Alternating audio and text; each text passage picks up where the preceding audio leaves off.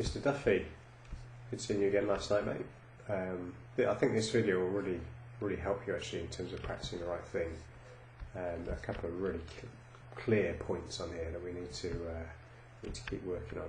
So, getting that shaft leaning a little further forward. You've been complaining about misstriking the ball, and when you do hit it, you hit it too high. So there are two reasons for this.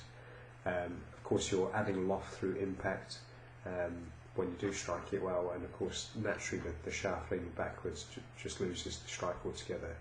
A couple of reasons behind this. We've just tweaked the grip a little bit to make it easier to hinge the wrist, but you can see at the top of the backswing you're pivoting from the right elbow as opposed to the right wrist, so you can see it all collapsing.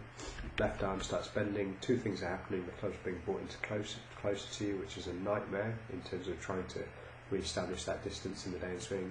But also, you just don't set enough wrist hinge. That's one of the other key issues, so you end up flicking through the ball.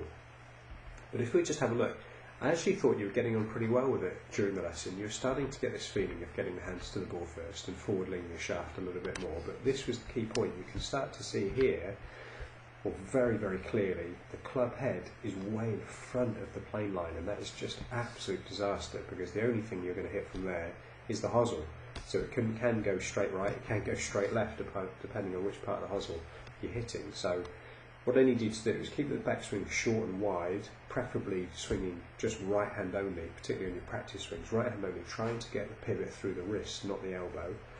So short and wide, get the grip right, and then, as I said, place a head cover. Place one of your head covers just here, alright? So it's going to force the club head to kind of come through this gate here, this way, and obviously you have to miss the head cover, and naturally from that position, if you can do that, you will avoid the hosel.